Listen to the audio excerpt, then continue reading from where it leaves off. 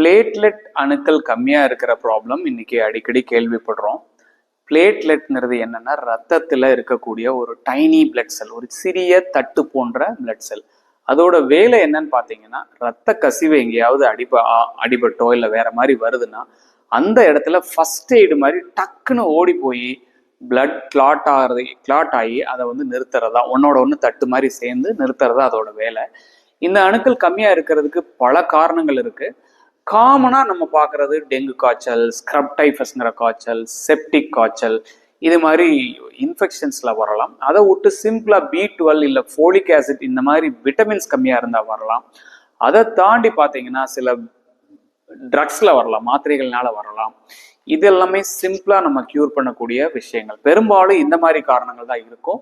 இதை தாண்டி போனீங்கன்னா ITP, SLE இது மாதிரி இல்ல போன் மேரோ டிசார்டர்ஸ் இது போன்ற வியாதிகள்னால வரலாம். இவைகள்லாம் சற்று நம்ம டயக்னோஸ் பண்ணி அதற்கான சிகிச்சைகள் உரிய காலத்துக்கு எடுத்துக்கிட்டோம்னா இதை சரி பண்ணலாம். ரேரா வந்து தட்டணுக்கள் கம்மியா இருக்கிறது பிளட் கேன்சரோட அறிகுறிகளாக இருக்கலாம். ஸோ இது எல்லாமே சிம்பிளா அந்த பெரிஃபரல் ஸ்மியர் போன்ற டெஸ்ட்டுகள் மூலமா நம்ம கண்டுபிடிச்சிடலாம். இதை பத்தி பயப்பட தேவையில்லை.